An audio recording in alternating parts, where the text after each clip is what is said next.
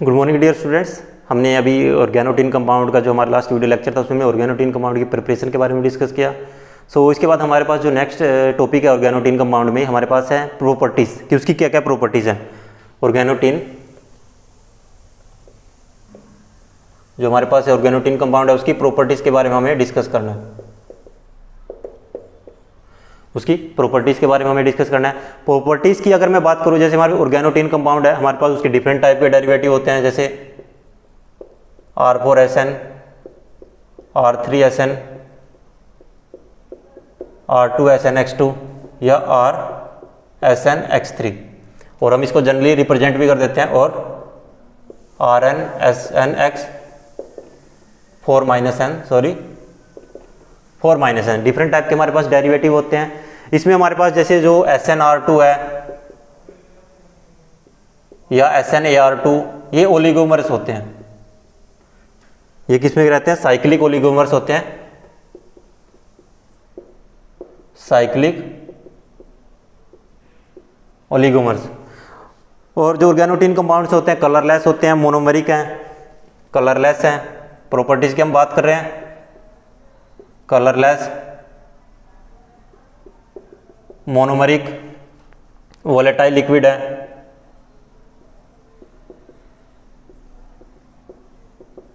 Volatile liquid और solid भी रहते हैं। केमिकली रिएक्टिविटी की बात करूं मैं, वैसे इनर्ट होते हैं, बट जब कभी रिएक्शन देते हैं, जब उनको इग्नाइट करते हैं, इग्नाइट करने के बाद जैसे मेरे पास इग्नाइट करने के बाद मैं उसको एयर की प्रेजेंस में या ऑक्सीजन की प्रेजेंस में, ऑक्सीजन में भी एयर ही है, या मैं उसको कार्बन मोनोऑक्साइड या दूसरे एलिमेंट के साथ जब मैं उसको इग्नाइट करता हूँ, जनरली हमारे पास ये हमें क्या बनाते हैं आफ्टर इग्निशन, ये हमें क्या देंगे? टिन ऑक्साइड देते हैं, कार्बन डाइऑक्साइड, वाटर, इस तरह के कंपाउंड की फॉर्मेशन करते हैं। ये इनकी प्रॉपर्टीज हैं। और इसमें अगर मैं बात करूँ, इसमें जो हमारे पास टिन कार्बन क्लीवेज है वो इजीली हो जाती है, ये मेटल के साथ भी कंबाइन हो जाते हैं। Tin carbon linkage, tin halogen linkage या टिन टिन लिंकेज कि हैलोजन हैलोजन के बीच में लिंकेज या कार्बन कार्बन लिंकेज, ये कुछ तरह की रिएक्शंस हैं जिनको इजीली प्रोसीड करते हैं जो हमारे पास ऑर्गेनोटिन कंपाउंड होते हैं। इसमें हमारे पास जो मेनली रिएक्शन रहती है हाइड्रोस्टेनेशन, हाइड्रोस्टेनोलिसिस and try organotin radical reaction, जैसे जो टर्सरी ब्यूटाइल टिन आयोडाइड है वो बहुत ही अच्छा एक फ्री रेडिकल इनिशिएटर है और साइक्लिक रिएक्शन देता है। एक अच्छा, बहुत ही अच्छा फ्री रेडिकल इनिशिएटर होने के साथ साथ वो साइक्लिक रिएक्शन की साइक्लिक रिएक्शन देता है। मैं उसका आपका एग्जांपल भी उसके साथ शेयर करूंगा। ऑर्गेनोस्टाइलिन रिएक्शन एंड अदर्स रिएक्शन। सो हमें इसमें 4 to 5 टाइप की रिएक्शन स्टडी करनी है। ये डिफरेंट टाइप के हमारे पास ऑर्गेनोटिन डेरिवेटिव्स हैं। ये क्या? सभी ऑर्गेनोटिन डेरिवेटिव्स हैं। ये हमारे पास टिन अल्काइल या टिन अराइल की अगर बात करें, साइक्लिक ओलिगोमर की फॉर्म में रहते हैं। ऑर्गेनोटिन कंपाउंड जनरली कलरलेस होते हैं, मोनोमरिक होते हैं, वोलेटाइल लिक्विड भी होते हैं और सॉलिड भी होते हैं। वैसे तो क्या ये रेजिस्ट करते हैं, केमिकली रेजिस्ट करते हैं। मैंने क्या कहा, जैसे इनर्ट कहा था मैंने, केमिकली रेजिस्ट करते हैं हाइड्रोलिसिस और ऑक्सीडेशन को अंडर नॉर्मल कंडीशन। बट जब हम उनको इग्नाइट करते हैं तो बर्न होने के बाद वो टिन ऑक्साइड बना लेते हैं, कार्बन ऑक्साइड और वाटर की वहाँ पे निकलते हैं। टिन कार्बन अंडर को, जो टिन कार्बन हमारे पास बॉन्ड होता है, यहाँ पे क्या है जो इसके बीच में बॉन्ड है, ये लिंकेज रिएक्शन शो करता है। टिन कार्बन लिंकेज हो सकती है, टिन मेटल लिंकेज हो सकती है, टिन हैलोजन लिंकेज हो सकती है, टिन मेटल उनके बीच में लिंकेज हो सकती है, या कार्बन कार्बन के बीच में लिंकेज, डिफरेंट टाइप की रिएक्शन की फॉर्मेशन करता है। सो इसमें हमारे पास 4 to 5 टाइप की रिएक्शन है, उनको हम अभी भी डिस्कस करेंगे। जैसे मैंने कहा आपको पहली रिएक्शन क्या, हाइड्रोस्टेनेशन। हाइड्रोस्टेनेशन में क्या होता है कि हाइड्रोजन के रिप्लेस करके वहां पे टिन आ जाता है। हाइड्रोस्टेनेशन मींस हाइड्रोजन को रिप्लेस करेगा, किसी भी कोई भी हमारे पास फंक्शनल ग्रुप हो सकता है या कहीं भी जहां पे एसिडिक हाइड्रोजन, उस एसिडिक हाइड्रोजन टिन के साथ रिप्लेस हो जाएगा। हाइड्रोस्टेनेशन की अगर मैं बात करता हूं, सो फर्स्ट कौन सी रिएक्शन है हमारे पास, हाइड्रोस्टेनेशन। स्टेनेशन इसलिए वर्ड यूज किया, हाइड्रो मींस हाइड्रोजन और स्टेनेशन मींस टिन मेटल। हाइड्रोस्टेनेशन में कैसे, जैसे मेरे पास क्या है Me3SNH, ट्राइमिथाइल टिन हाइड्राइड के साथ मेरे पास क्या है HCH डबल बॉन्ड, और यहाँ पे क्या मेरे पास CR' COO Me जब मैं इसकी रिएक्शन करूंगा, जो यहाँ पे हाइड्रोजन है, ये हाइड्रोजन टिन के साथ रिप्लेस हो जाएगा, बनेगा क्या यहाँ पे Me3SN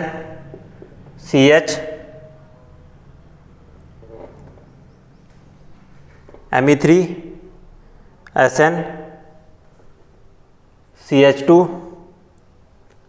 CH R-COO-Me, ये मेरे पास प्रोडक्ट बनेगा यहाँ पे। कि जो हाइड्रोस्टैनेशन में क्या होता है कि hydrostannation is a reaction of hydrometalation in which unsaturated compound, जो मेरे पास ये अनसैचुरेटेड कंपाउंड है, अनसैचुरेटेड कंपाउंड ओल्फिन हो सकता है आपके पास, जनरली हम इनको ओल्फिन्स भी बोलते हैं, ओल्फिन्स भी जहाँ पे डबल बॉन्ड होता है, ट्रिपल बॉन्ड होता है, और सच एज ओल्फिन्स। एसिटाइलिन हो सकता है, ओल्फिन्स और acetylene.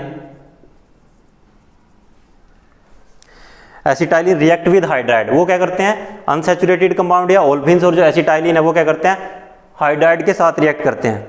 React with tin hydride, in particular hydrostannation readily give a compound having a functional group substituted by organotin compound, जहाँ पे कोई फंक्शनल ग्रुप होता है। ओके, वो क्या करता है, जब ऑर्गेनोटिन कंपाउंड के साथ रिएक्शन करेगा तो ऑर्गेनोटिन कंपाउंड देगा। यहाँ पे भी क्या, टिन मेटल है, टिन कार्बन के बीच में लिंकेज हुई है और उसके पास क्या कोई ना कोई फंक्शनल ग्रुप है, having a carbon carbon unsaturated, carbon carbon unsaturated भी है, containing a functional group and the tin atom is almost exclusively attached to the terminal carbon, वो हमेशा क्या करेगा, टर्मिनल कार्बन के साथ अटैच होगा। आप इसको इस तरह से लिख सकते हो,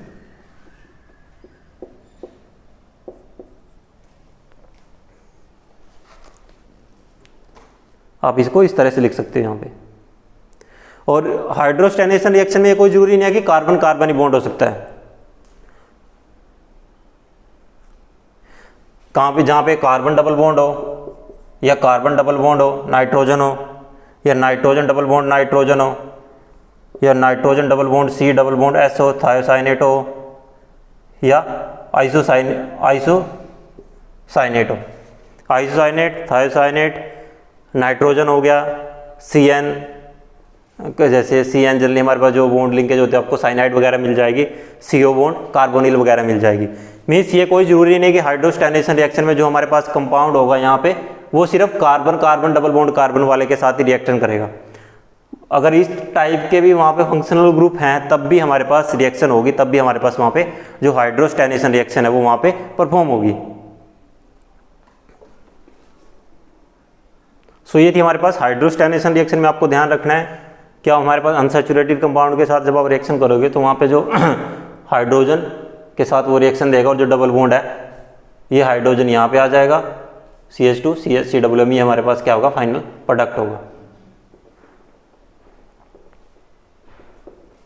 ओके, इसके बाद आते हैं हमारे पास हाइड्रोस्टेनोलिसिस। हाइड्रोस्टेनोलिसिस में क्या होता है हमारे पास, हाइड्रोस्टेनोलिसिस में होता है हमारे पास रिएक्शन होती है जनरली हमारे पास जिसमें बॉन्ड बिटवीन अल्काइल और अराइल, हमारे पास अल्काइल और अराइल के बीच में बॉन्ड है और वहाँ पे कोई हैलोजन एटम होगा, उस हैलोजन एटम को हम रिप्लेस कर देते हैं टिन की हेल्प से। ये हम कह सकते हैं कि इसमें जो हमारे पास हम हैलोजन क्लीवेज के लिए हम इसको यूज करते हैं, हैलोजन एटम को रिमूव करने के लिए हम उसको यूज करते हैं। जैसे हमारे पास जो सेकेंड रिएक्शन क्या है, हाइड्रो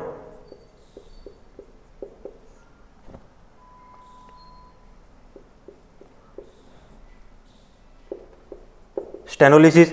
हाइड्रोस्टेनोलिसिस रिएक्शन में है कि इन विच बॉन्ड बिटवीन अल्काइल और अराइल ग्रुप एंड हैलोजन और सल्फर, मीन्स बॉन्ड बिटवीन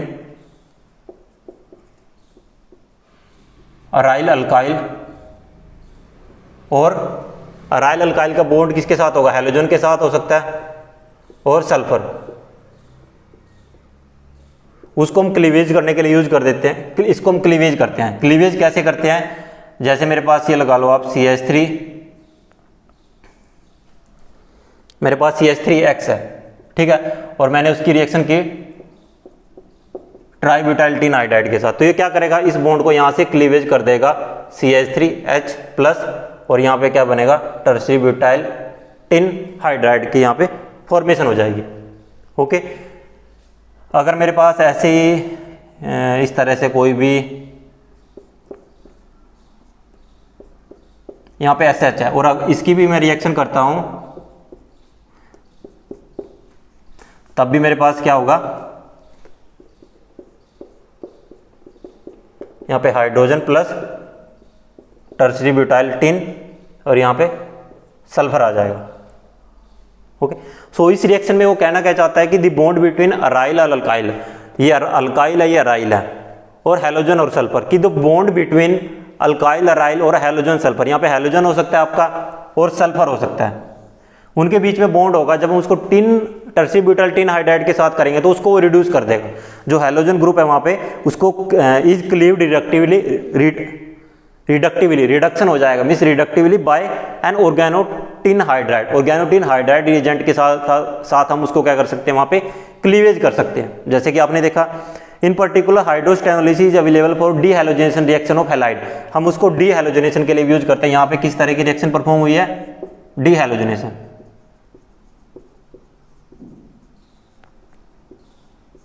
यहाँ पे जो आपकी रिएक्शन किस तरह से हुई है, वो डीहैलोजनेशन रिएक्शन यहाँ पे परफॉर्म हुई है। सो इसमें जैसे मेरे पास ये एग्जांपल है,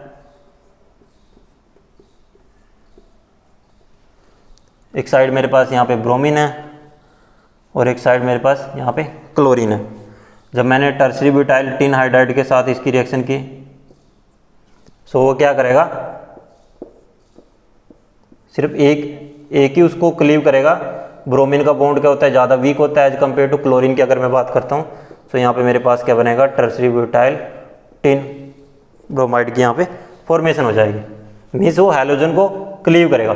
दोबारा मैं इसको टर्सरी ब्यूटाइल टिन हाइड्राइड के साथ रिएक्शन करूंगा तो दोबारा क्लोरीन की वहाँ पे क्लीवेज हो जाएगी। लेकिन पर्टिकुलरली ब्रोमीन और क्लोरीन में पहले ब्रोमीन की क्लीवेज होगी, जैसे मैंने वहाँ पे बताया था RI RBr RCl, जो हमने रिएक्शन देखी थी डायरेक्ट रिएक्शन में। सो ये था आपके पास हाइड्रोस्टेनोलिसिस। ओके, उसके बाद है हमारे पास ट्राई ऑर्गेनोटिन रेडिकल रिएक्शन। क्योंकि जो यहाँ पे एनर्जी होती है हाइड्रोजन की, मिथाइल हाइड्रोजन हो गया या जो टिन और हाइड्राइड के बीच में जो हाइड्रोजन होता है उसकी एनर्जी कम होती है। थर्ड रिएक्शन क्या है हमारे पास, ट्राई ऑर्गेनोटिन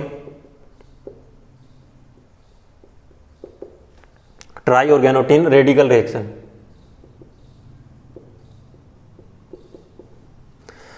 अगर मैं डिसोसिएशन एनर्जी की बात करता हूं, मैं यहां पे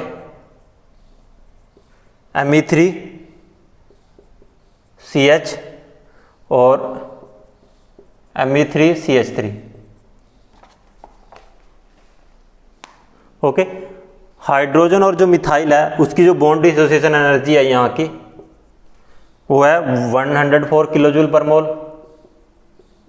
और 82 किलो कैलोरी में है, नॉट किलोजूल, किलो कैलोरी पर मोल, 104 और 182 किलोजूल। और अगर मैं टिन हाइड्राइड Me3SNH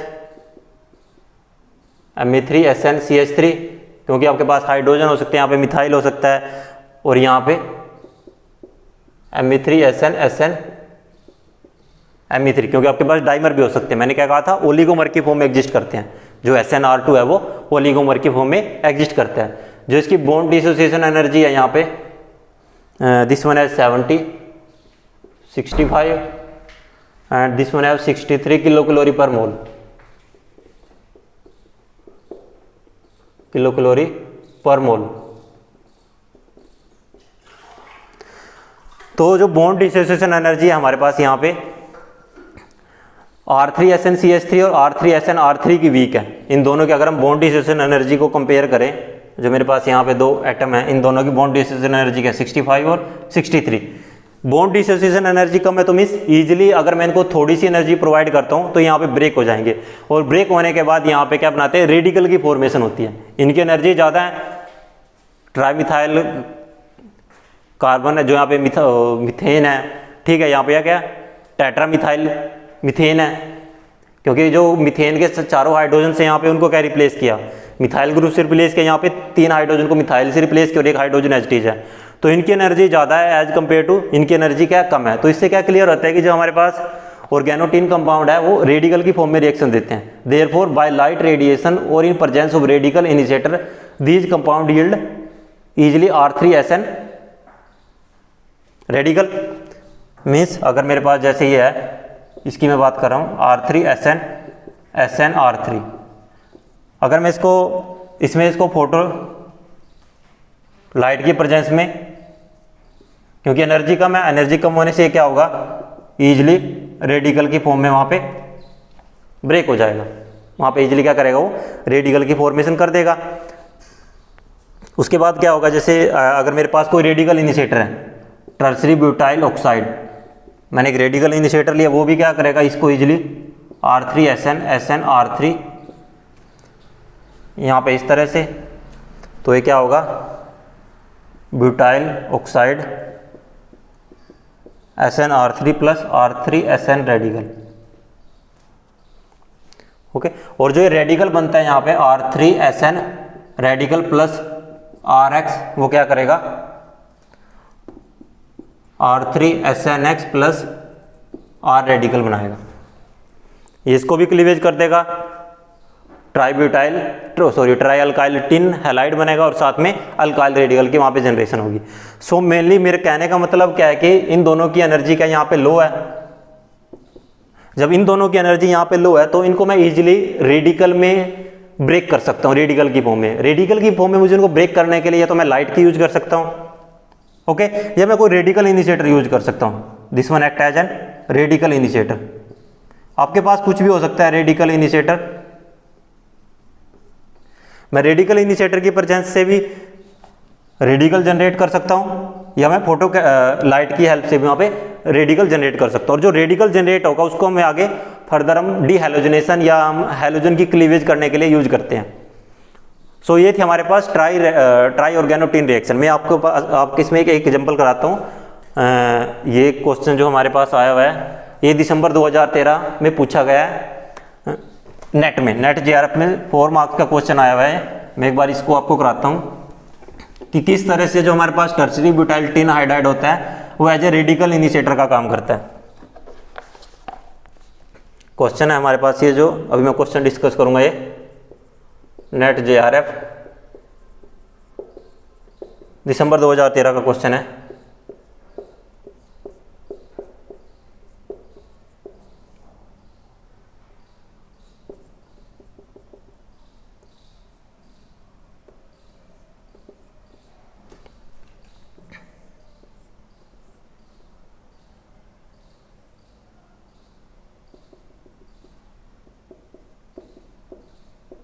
आपको रिएक्शन करनी है टर्सरी ब्यूटाइल टिन हाइड्राइड के साथ। आपको इसमें प्रोडक्ट फॉर्मेशन करनी है कि यहाँ पे प्रोडक्ट बनेगा क्या।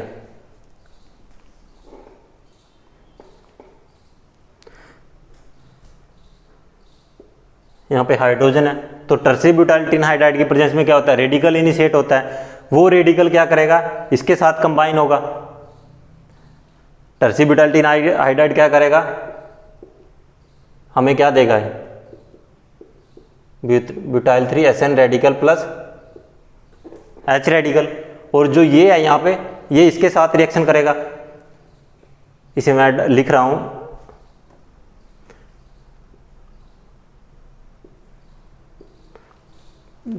इसके साथ कंबाइन क्या होगा, प्लस SN रेडिकल। ये रेडिकल इसके साथ यहाँ पे आके कंबाइन हो जाएगा, मेरा बन जाएगा टर्सरी ब्यूटाइल टिन ब्रोमाइड, बाहर निकल जाएगा और प्रोडक्ट क्या बनेगा, यहाँ पे रेडिकल।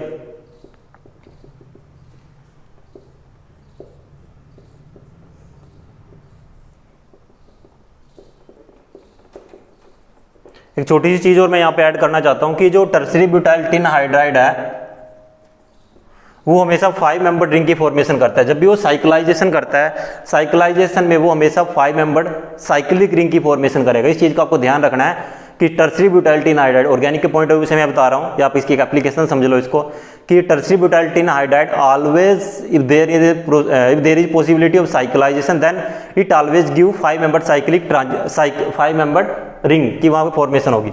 यहाँ पे डबल बॉन्ड है, ये इधर, ये इधर, ये इधर, ये इधर, तो इसमें फाइनली बनेगा क्या, 1 2 3 4 5, ये आपस में क्या हो जाएंगे, कंबाइन हो जाएंगे।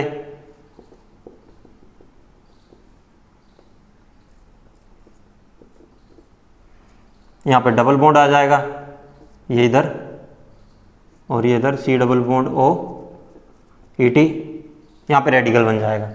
अब उस रेडिकल के साथ क्या होगा, जो यहाँ पे हाइड्रोजन रेडिकल था वो उसके साथ कंबाइन होगा और वहाँ पे उसको कंप्लीट करेगा।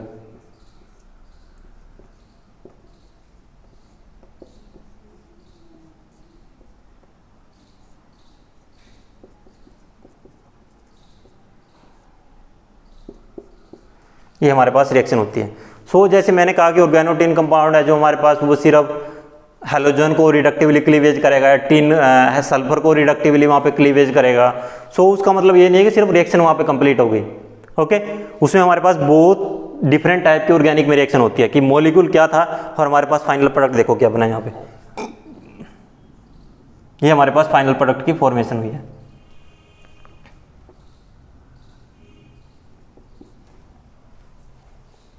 सो इस तरह से हमारे पास एक एप्लीकेशन भी हो गई। हम यहाँ पे कह सकते हैं जो ऑर्गेनोटिन कंपाउंड है हमारे पास, जो ट्राई ऑर्गेनोटिन रेडिकल कंपाउंड है हमारे पास, वो किस तरह से रिएक्शन को शो करते हैं। उसके बाद हमारे पास फोर्थ रिएक्शन है reaction of organostannylene reaction.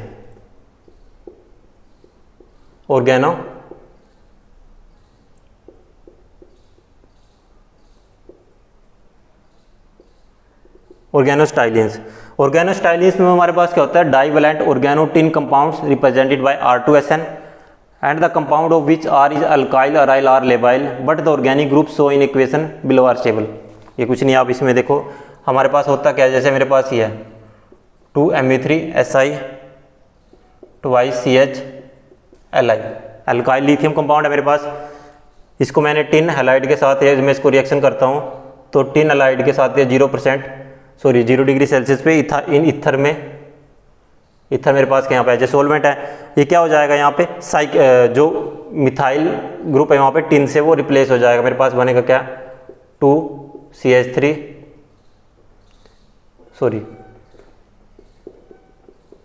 Me3Si twice R2, this one represent as R2 CH twice SN, ये मेरे पास यहाँ पे फॉर्मेशन हो जाएगी। मीन्स क्लोरीन इस ग्रुप से रिप्लेस हो जाएगा Me3Si2 और CH twice, क्योंकि इसके भी 2 मोल हैं, इसके भी ओवरऑल 2 मोलिक्यूल हैं, इससे उसको रिप्लेस कर देगा। ये यहाँ पे हमारे पास डाइमर की फॉर्मेशन होती है। जैसे मेरे पास ये है CH2 CH, यहाँ पे क्या है Li Si, Me3 twice Li Si Me3 twice,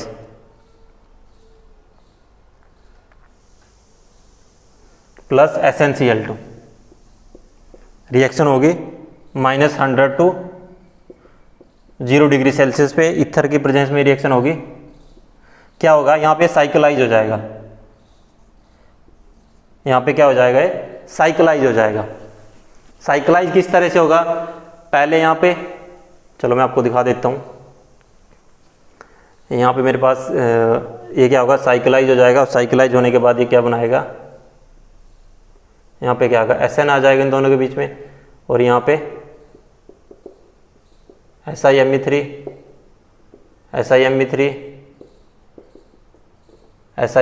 और यहाँ पे इनकी क्या हो जाएगी, आपस में साइक्लाइजेशन हो जाएगी और जो लिथियम है वो यहाँ से निकल जाएगा। जो मेरे पास लिथियम है वो वहाँ से निकल जाएगा इजीली। सो ये थी मेरे पास रिएक्शन ऑफ ऑर्गेनोस्टाइलिन रिएक्शन, जहाँ पे चलिए हमारे पास यहाँ पे साइक्लाइजेशन होती है।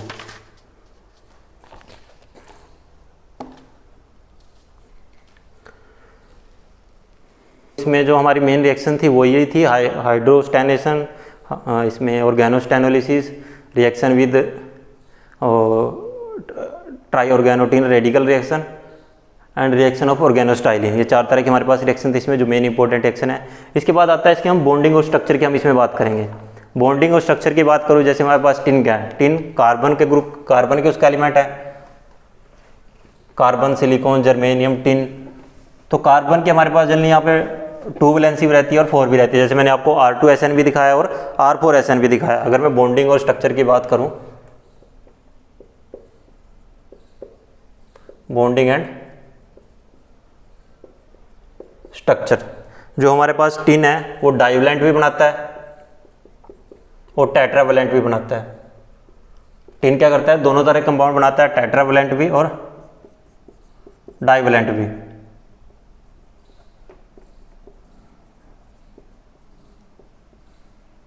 वो क्या करता है, वहाँ पे डाइवैलेंट भी बनाता है, टेट्रावैलेंट भी बनाता है। और जनरली यहाँ पे जो इसका कोऑर्डिनेशन नंबर रहता है, कोऑर्डिनेशन नंबर कितना होता है, 2, 3, 4, 5, 6, 7। 2 में आपको पता है लीनियर बनेगा, यहाँ पे ट्राइगोनल प्लेनर, ट्राइगोनल, टेट्राहेड्रल, ये क्या बनेगा,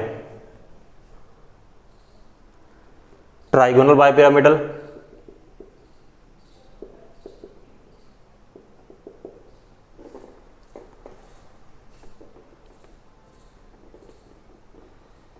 सिक्स में ऑक्टाहेड्रल, 7 में पेंटागोनल बाइपिरामिडल।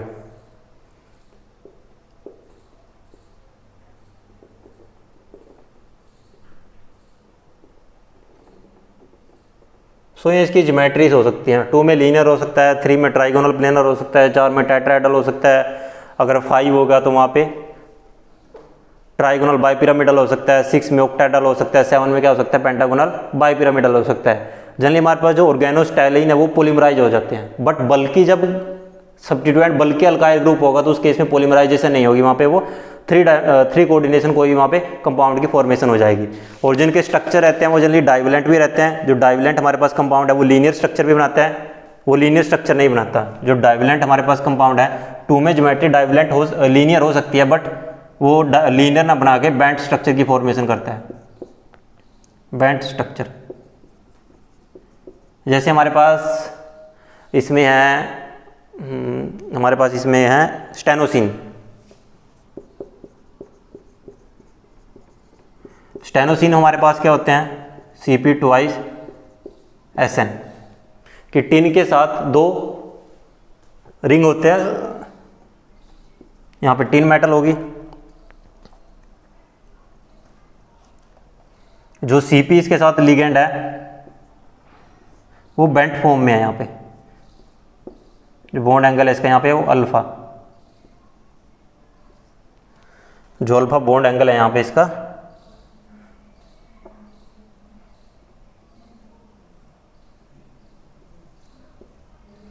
जो स्टेनोसिन है उसका जो स्ट्रक्चर कैसा है वो बैंड स्ट्रक्चर है।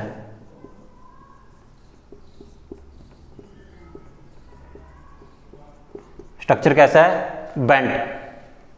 स्टेनोसिन का जैसे मैंने कहा कि 3 में ट्राइगोनल, 4 में टेट्राहेड्रल, 5 में ट्राइगोनल बाइपिरामिडल, 6 में ऑक्टाहेड्रल, 7 में पेंटागोनल बाइपिरामिडल, ये ज्योमेट्री नॉर्मल है। बस 2 के केस में क्या है कि वो लीनियर भी बनाता है लेकिन बेंट भी बनाता है। उसके जो लीनियर के एग्जांपल है वो कम है और बेंट के एग्जांपल क्या है वहाँ पे ज़्यादा है। जैसे मेरे पास ये Cp क्या है, साइक्लोपेंटाडाइनाइल, ये इस तरह से है। अगर मैं आपको, आप इसको इस तरह से लिख सकते हो, C5H5 this one is also stannocene. अब यहाँ पे जो मेरे पास ये Cp है, Cp मेरे पास क्या है, इस तरह से है।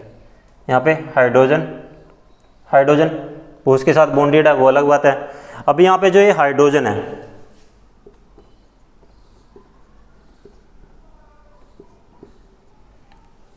जो हाइड्रोजन है, जैसे अगर मैं बात करूँ 1 2 3 4 5, अब स्ट्रक्चर कैसा है, बेंट है। स्ट्रक्चर कितना बेंट रहेगा, ये एंगल अल्फा कितना रहेगा, जो स्ट्रक्चर लीनियर होगा बेंट रहेगा, ये उस केस में जो हमारे पास जो स्ट्रक्चर रहेगा वो किस तरह से रहेगा, ओके, ये एंगल कितना रहेगा वो डिपेंड करेगा साइक्लोपेंटाडाइनाइल जो यहाँ पे सब्स्टिट्यूएंट है उस पर साइक्लोपेंटाडाइनाइल जो यहाँ पे लिगेंड है उस पे सब्स्टिट्यूएंट किस तरह के हैं, कि हाइड्रोजन पे जो सब्स्टिट्यूएंट किस तरह से, उसके बेस पे जो इसका एंगल है वो डिसाइड करेगा।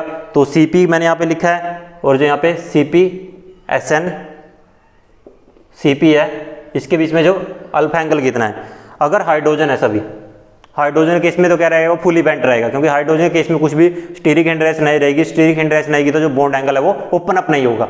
जब तक स्टीरिक हिंड्रेंस नहीं रहेगी, जैसे मॉलिक्यूल ये बेंट फॉर्म में है, अगर यहाँ पे सब्स्टिट्यूएंट स्मॉल है, ये दो साइक्लोपेंटाडाइनाइल रिंग है, इन दोनों आप जो मेरी यहाँ एल्बो है इनको आप साइक्लोपेंटाडाइनाइल रिंग मांग सकते हो, और यहाँ पे SN लिगेंड है, ठीक है। अब जैसे जैसे सब्स्टिट्यूएंट कम है तो वो इस तरह से रहेगा, बेंट फॉर्म में रहेगा। जैसे जैसे सब्स्टिट्यूएंट बढ़ने स्टार्ट होंगे तो उसका जो बॉन्ड एंगल है वो क्या हो जाएगा, इंक्रीज होना स्टार्ट हो जाएगा। और एक टाइम ऐसा आएगा जब वो लीनियर हो जाएगा, जब वो इस तरह से रहेगा, उस केस में क्या होगा, लीनियर होगा मॉलिक्यूल। यहाँ पे टिन मेटल होगी और ये दोनों क्या हो गए, साइक्लोपेंटाडाइनाइल रिंग हो गए, साइक्लोपेंटाडाइनाइल जो वहाँ पे लिगेंड है। तो उस केस में जो मॉलिक्यूल है वो क्या हो जाएगा, लीनियर हो जाएगा। सो वो डिपेंड करेगा कि जो हाइड्रोजन है वहाँ पे किस तरह के सब्स्टिट्यूएंट अटैच्ड है। ये जो मेरे पास साइक्लोपेंटाडाइनाइल मॉलिक्यूल है उस पे जो किस तरह के सब्स्टिट्यूशन है। अगर सभी हाइड्रोजन है तब तो बॉन्ड एंगल कितना है, 145.9 डिग्री। और अगर 1 2 3 4 5 पे मिथाइल है, अगर 1 2 3 4 5 पोजीशन पे मिथाइल है तब बॉन्ड एंगल है 1 डिग्री सेल्सियस। अगर 1 2 4 पे ट्राई मिथाइल सिलेन है, इसको हम बोलते हैं चलिए ट्राई मिथाइल सिलेन, अगर ये है तब 162 डिग्री एंगल होगा। और अगर 1 2 4 पे आइसोप्रोपाइल है तब बॉन्ड एंगल होगा 165 डिग्री।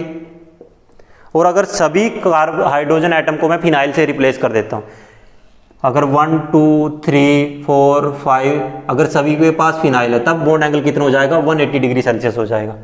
तब बॉन्ड एंगल कितना होगा मेरे पास, 180 डिग्री सेल्सियस हो जाएगा, क्योंकि उस केस में जो मॉलिक्यूल है वो कंप्लीटली ओपन अप हो जाएगा। मॉलिक्यूल उस केस में क्या होगा, लीनियर हो जाएगा।